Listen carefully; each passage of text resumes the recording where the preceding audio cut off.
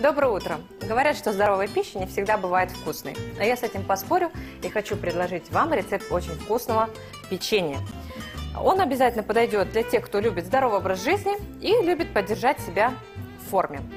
Мы берем хлопья овсяные 2 столовые ложки, 2 столовые ложки зерновой муки и берем пшеничную муку, тоже 2 столовые ложки. Также в эту миску мы добавляем разрыхлитель буквально на кончике ножа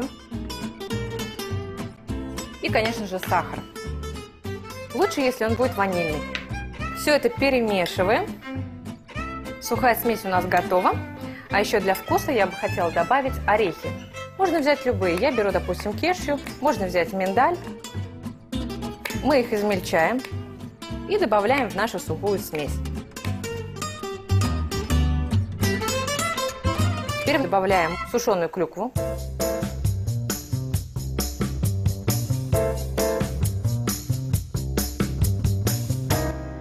Одно куриное яйцо и сливочное масло. Чтобы масло хорошо смешалось, оно должно быть комнатной температуры. Масса у нас получилась достаточно густой. Именно такой она должна быть. Теперь берем противень. У нас пергаментная бумага. И произвольно лепим наше печенье.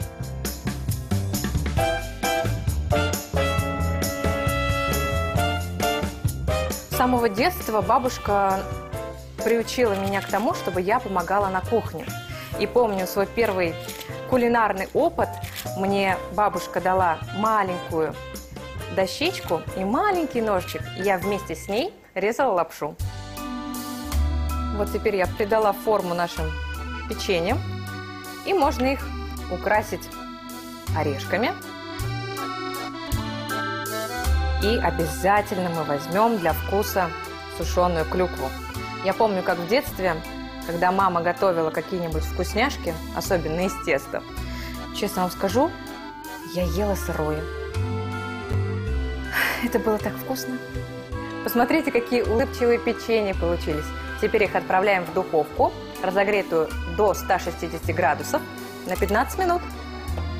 А пока печенье запекается, приготовим вкусный клюквенный смузи. Для этого нам нужно ягодки клюквы.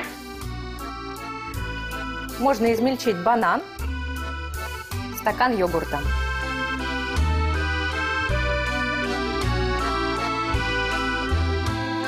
И, конечно же, самый главный ингредиент – это наш клюквенный морс.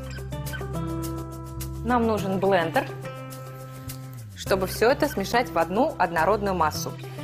Сейчас очень модно пить смузи, я сама любительница, и могу сказать, что это очень быстро, вкусно и, главное, полезно. Теперь осталось красиво это все оформить.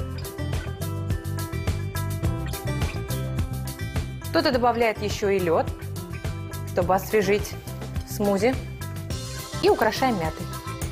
Все готово. Теперь печенье аккуратненько укладываем на тарелочку. И прекрасный полезный завтрак у нас готов. По-моему, идеальное сочетание. Дорогие друзья, не отказывайте себе в десертах, даже если ведете здоровый образ жизни. Ведь десерты тоже могут быть полезными.